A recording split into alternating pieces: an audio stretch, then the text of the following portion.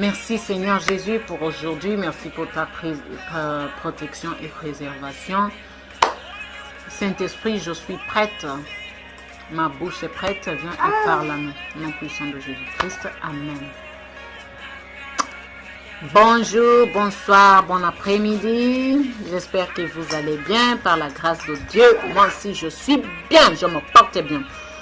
Ok, aujourd'hui alors on va parler en rapport avec la foi générale, donc la foi comme fruit du Saint-Esprit, la foi que chaque chrétien, ok, a. Sans tarder alors, lisons dans Luc 8 du verset 22 au verset 25. J'utilise Louis II. Un jour, Jésus montant dans une barque avec ses disciples, il leur dit, passons de l'autre côté du lac, et ils partirent. Pendant qu'ils naviguaient, Jésus s'endormit. Un tourbillon fondit sur le lac, la barque se remplissait d'eau, et ils étaient en péril. Ils s'approchèrent et le réveillèrent en disant, Maître, Maître, nous périssons. S'étant réveillé, il menaça le vent et les flots qui s'apaisèrent et le calme revint. Puis il leur dit, où est votre foi? Saisis de frayeur et d'étonnement, ils se dirent les uns aux autres, quel est donc celui-ci qui commande même au vent et à l'eau et à qui ils obéissent? Oh, gloire à Dieu. Ah, c'est la question aussi pour vous. Où est votre foi? Amen. C'est ça le thème d'aujourd'hui. Où est votre foi? Hier, je vous ai dit que le troisième type de foi, que j'appelais foi comme fruit de l'Esprit Saint, ou bien foi générale, c'est la foi que chacun, c'est la foi que chaque chrétien a. Amen. Et ici, on le voit. Ici, Jésus-Christ, il savait que ses disciples, ont de foi. C'est pourquoi ils leur ont demandé, où est votre foi? S'ils savaient qu'ils n'ont pas de foi, ils pouvaient dire, est-ce que vous croyez? Tu vois? Ce sont des questions différentes. Si quelqu'un te demande, est-ce que tu crois? Et si quelqu'un te demande, où est ta foi? C'est différent. Parce que s'il te demande, est-ce que tu crois? Donc, il sait bien que tu n'as pas de foi. Amen. Mais s'il te demande, où est ta foi? Il sait que tu as de la foi, mais tu ne l'as pas utilisée. Amen. Par exemple, chez toi, si tu rentres, eh bien, tu vois, et tu arrives à la maison et tu ne vois pas ta fille ou bien ton fils, tu peux demander, où est ma fille? Où est mon fils? Tu vois? Parce que tu sais que tu en as. Mais si tu n'as pas, tu ne peux pas aller dire, où est ma fille? Alors que tu n'as pas de fille. Amen. Gloire à Dieu. Alors, il faut savoir premièrement que tout chrétien a de foi. A de la foi. Mais seulement, comme je l'ai dit hier, ce n'est pas tout chrétien qui utilise la foi.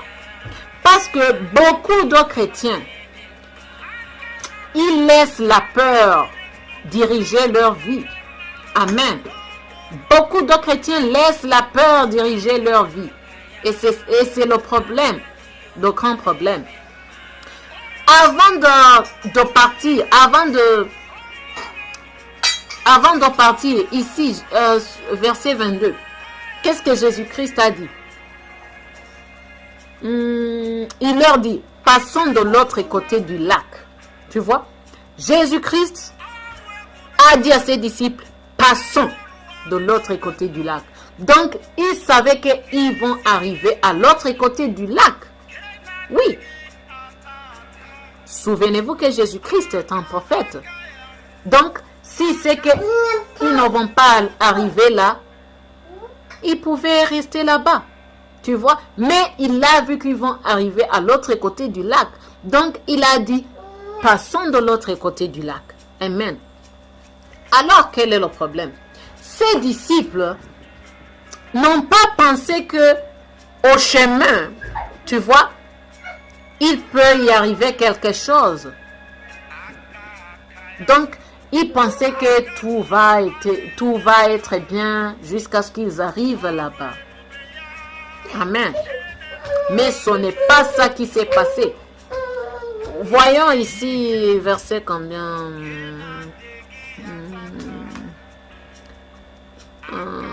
Ok, 23. Pendant qu'ils naviguaient, Jésus s'endormit. Un tourbillon fondit sur le lac. La barque se remplissait d'eau et ils étaient en péril. Tu vois? Et après ça, ils ont commencé à pleurer. Ils ont commencé à penser, ah, oh non, qu'est-ce qui arrive? Qu'est-ce qui arrive? Pourquoi ça? Tu vois? Et après, ils ont réveillé Jésus. Maître, maître, nous périssons. C'est ce qui est en train de se passer dans ta vie. Amen. Peut-être, je ne sais pas, tu es dans quelle situation. Peut-être tu vois des challenges. Tu vois des difficultés. Amen. Peut-être tu vois des difficultés et tu es en train de pleurer. Oh, qu'est-ce qui m'arrive? Pourquoi ça? Tu vois? Peut-être Dieu t'a donné avant une prophétie. Ok? Ok, prenons un exemple. Peut-être un prophète te donne une prophétie que tu vas avoir une promotion. Et ce jour même, qu'on te donne une prophétie de la promotion, on te chasse là où tu travailles. Tu vois? Tu vas commencer à pleurer. Tu vas commencer à dire, mais c'est quoi? Un prophète m'a dit que je vais avoir une promotion. Alors, pourquoi on me chasse? Et je sais bien que tu vas commencer à dire que, ah non, non, non, non, ce prophète, hein, il n'est pas de Dieu. Ce prophète, il n'est pas de Dieu. Peut-être si ce prophète t'a dit de donner de l'offrande, tu vois, tu vas commencer à dire, il voulait seulement mon argent. Ce prophète n'est pas, il n'est pas de Dieu. Non, parce que je ne comprends pas pourquoi il peut me dire que je vais avoir une promotion. Et maintenant, on m'a chassé au boulot. Tu vois, c'est comme ça que tu vas commencer à dire. Et peut-être tu vas continuer à pleurer. Et peut-être tu vas blâmer le Seigneur. Tu vois, tu vas dire, mais Dieu, comment est-ce que tu me dis que tu vas me donner une promotion? Et maintenant, je suis chassé dans mon travail. Non, ça c'est quoi? Je ne comprends pas. Et peut-être quelques gens vont arrêter d'aller à l'église. Que Dieu nous aide, que Dieu nous pardonne. Amen. C'est la même chose. C'est la même chose que nous voyons ici. Parce que ces disciples, ils ont pensé que tout va être bien jusqu'à ce qu'ils arrivent de l'autre côté. Amen. Donc toi aussi, si Dieu te dit quelque chose, il faut te souvenir que Dieu ne ment jamais. Il n'a jamais menti et il ne mentira jamais. Dieu ne peut pas mentir. C'est pas une personne, c'est pas un homme. Gloire à Dieu. Si Dieu te dit quelque chose, ok? Tu dois savoir que cette parole va se manifester. Mais le problème est quoi? Le problème est que nous les gens, tu vois, nous les gens ou nous les chrétiens, nous dormons beaucoup, physiquement et spirituellement.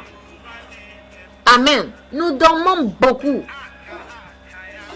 Et nous laissons la foi et nous laissons la peur diriger nos vies. Et ça, ce n'est pas bien, ce n'est pas bon. Parce que je vous ai dit que à chaque fois que tu invites la peur, la foi parte. Tu vois, la foi dorme. La foi dort, pardon. Et à chaque fois que tu invites la foi, la peur dort. C'est comme ça. La foi et la peur ne peuvent jamais être ensemble. Jamais. Si tu invites une, l'autre dort. C'est comme ça. Donc, il faut choisir la foi au lieu de la peur. Amen. Oui, peut-être tu as eu cette prophétie d'avoir une promotion. Mais la question est celle-ci. Est-ce que le prophète t'a dit que tu vas avoir cette promotion à ce même endroit où tu travailles? C'est ça alors la question. Ou bien le prophète t'a seulement dit tu vas avoir une promotion. Parce que est-ce que tu sais que quelquefois tu peux, comment dire, lose. Tu peux manquer quelque chose parce que Dieu veut te donner une autre chose de bien. Qu'est-ce que tu avais avant? Est-ce que tu comprends ça? Ok, on est toujours dans l'exemple de la promotion. Est-ce que tu sais que on peut te chasser là où tu travailles parce que Dieu t'a donné une promotion ailleurs. Ok? Parce que Dieu sait là où il veut que tu travailles. Là où tu vas gagner beaucoup d'argent. Donc, c'est pour cela qu'on t'a chassé là-bas où tu travailles. Et puis, pour que tu trouves un autre travail, Dieu va te donner un autre travail. Et puis, quelque temps, même après une semaine, tu peux avoir une promotion. Seulement, le problème est que pour nous les gens, nous voulons que tout se passe comme nous le voulons ou bien comme nous le savons. Mais ce n'est pas comme ça. Ce n'est pas tous les jours que le boss, le patron, donne la promotion après une année, 5 ans. Non. Tu peux faire un travail juste après 5 jours et avoir une promotion. C'est très possible.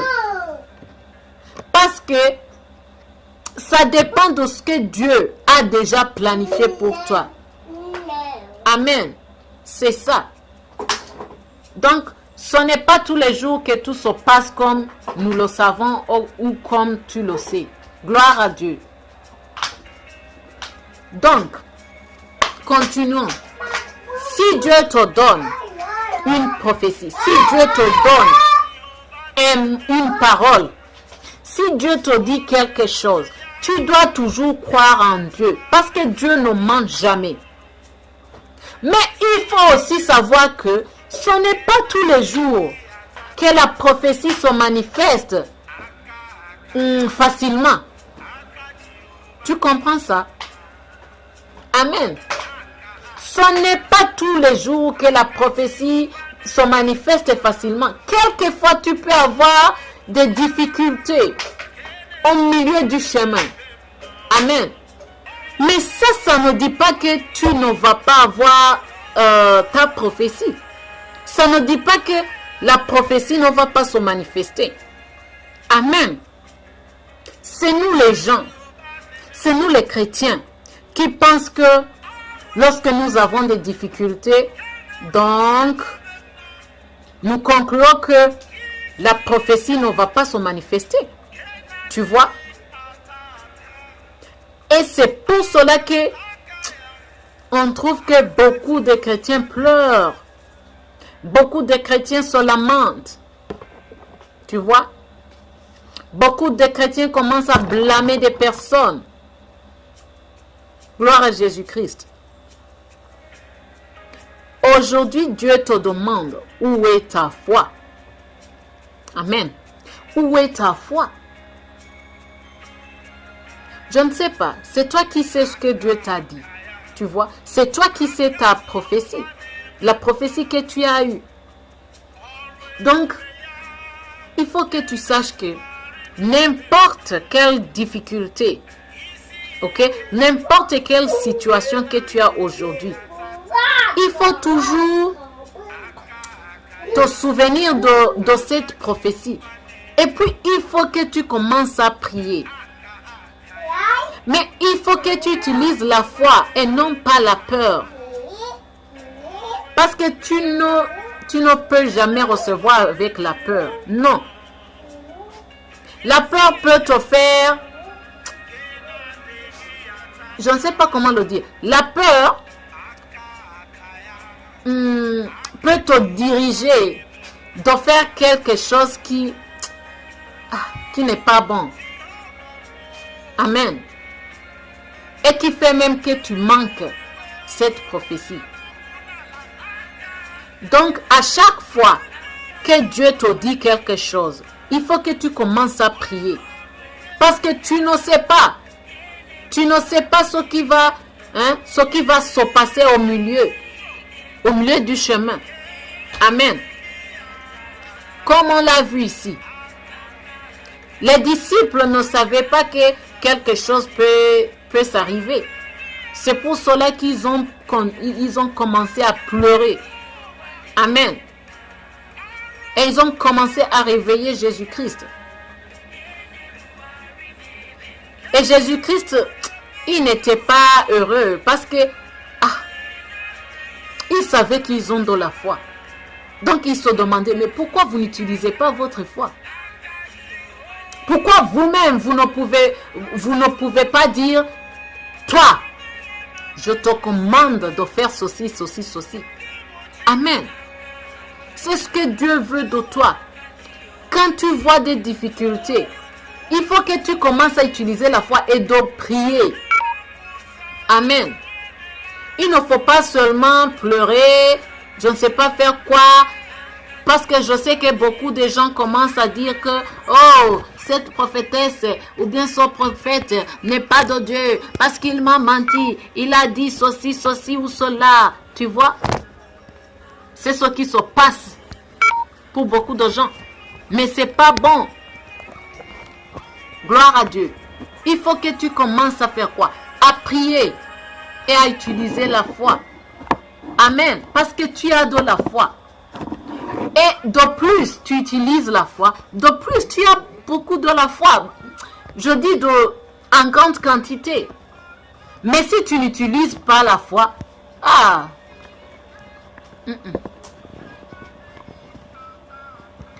tu vas découvrir que ta vie est pleine de difficultés. Amen.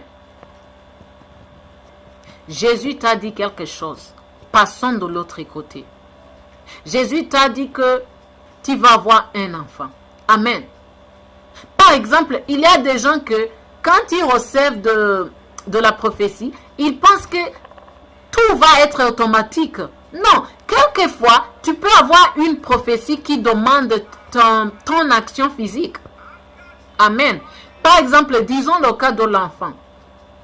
Dieu dit que tu vas avoir un enfant peut-être l'année prochaine. Amen. Et toi et ton mari ou toi et ta femme, vous ne faites rien. Vous attendez seulement d'avoir un enfant. Est-ce que ça c'est vrai? Est-ce que ça c'est correct? Non. Il faut que vous fassiez quelque chose de physique. Et puis avec la foi, vous allez avoir cet enfant. Amen. Ici, Jésus-Christ, il a du pouvoir. Ok? Mais il a dit à ses disciples, passons de l'autre côté. Et ils ont, comment dire? Et ils ont aussi appliqué la physique. La physique, je dis que ils ont monté dans le bateau, ok? Dans une barque. Pour arriver de l'autre côté. Donc c'est comme ça. Amen. S'ils voulaient, ils pouvaient tenir leurs mains, les mains de ses disciples, et bien dire, ok, dans mon nom, tout de suite, on va de l'autre côté.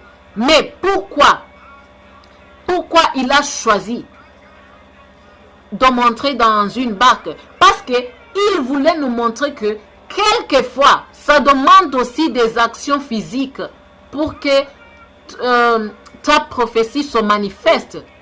Amen. Quelquefois, si tu as de la prophétie, il ne faut pas aller seulement dormir et attendre que la prophétie va se manifester. Non. Il faut que toi aussi tu fasses quelque chose de physique. Amen. Et il faut utiliser aussi de la foi. Pas seulement des actions sans la foi. Non. Parce que la foi va avec ses actions. Amen.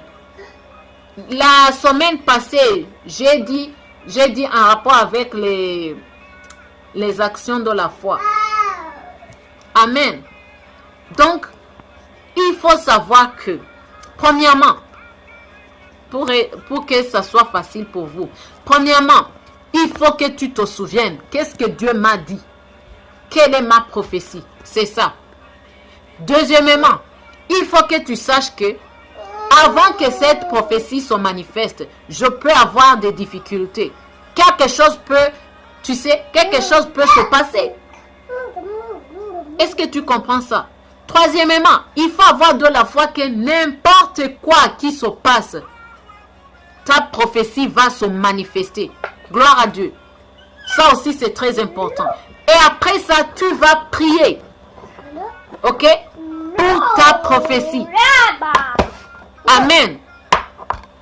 Donc, si tu pries et si tu as de la foi et si tu mets la foi en action, n'importe qui se passe, tu vas prier contre cette chose.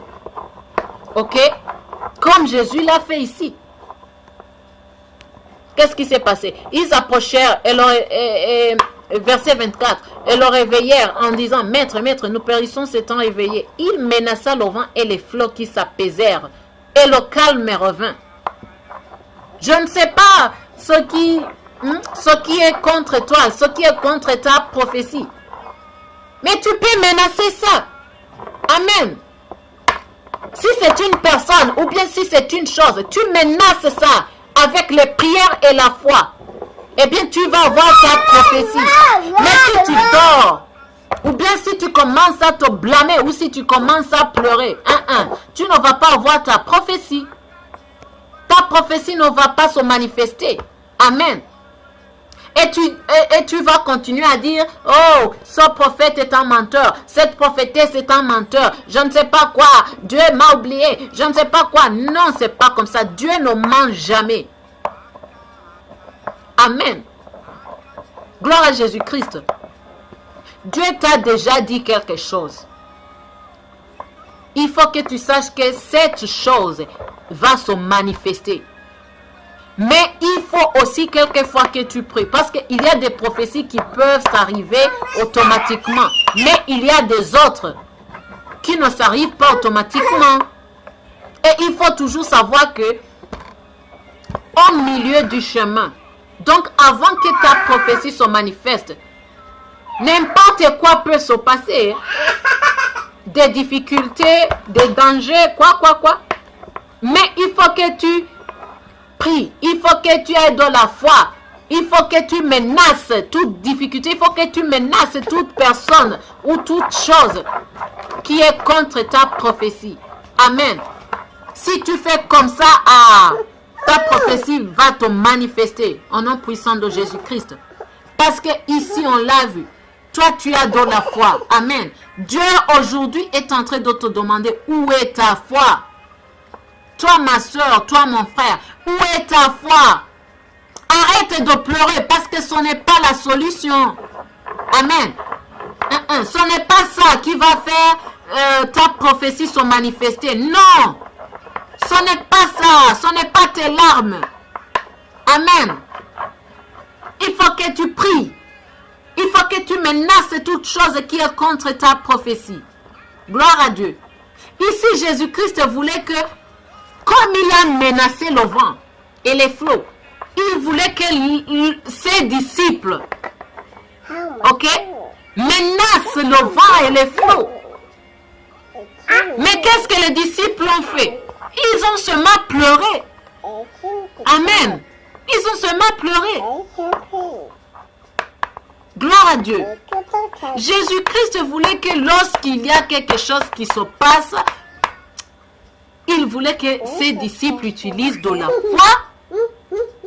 Il voulait que ses disciples menacent ce qui se passe, ce qui sont dangers ou bien ces difficultés, tu vois. Il ne voulait pas qu'il commence à le réveiller. Hé, maître, nous périssons. Non. Jésus-Christ t'a donné de la foi, aussi du pouvoir. pour menacer ce qui est contre ta prophétie.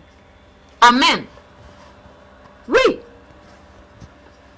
Donc, dans n'importe quelle situation, il faut que tu saches que si Dieu te dit quelque chose, cette chose va toujours se manifester.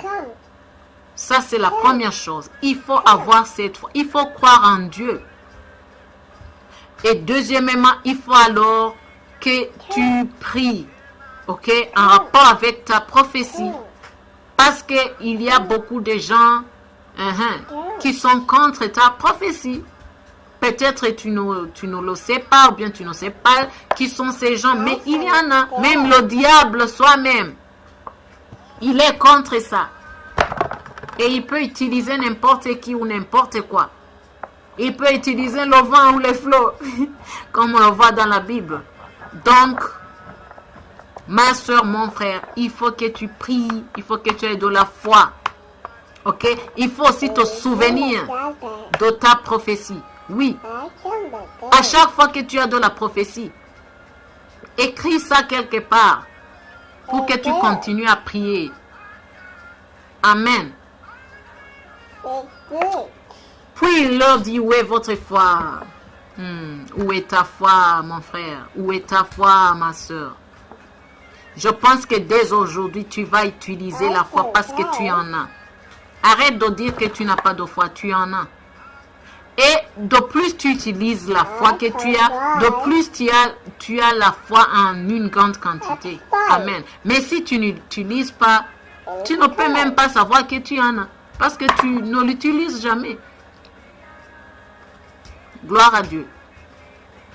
Je pense que dès aujourd'hui, tu ne vas pas continuer à pleurer. Je ne sais pas quelle est ta prophétie. Je ne sais pas ce que Dieu t'a dit. Mais si tu as oublié, il faut que tu pries pour que Dieu te révèle encore. Oui, il peut te révéler dans tes rêves ou bien passant dans les prophètes. Tu vois? Oui. Il y a beaucoup de... Il utilise beaucoup de chemins pour parler à ces personnes. Oui, Dieu utilise beaucoup de chemins. Amen. Que Dieu te bénisse, que Dieu te garde. Merci beaucoup Seigneur Jésus-Christ. Merci beaucoup Saint-Esprit. Merci de parler à nous.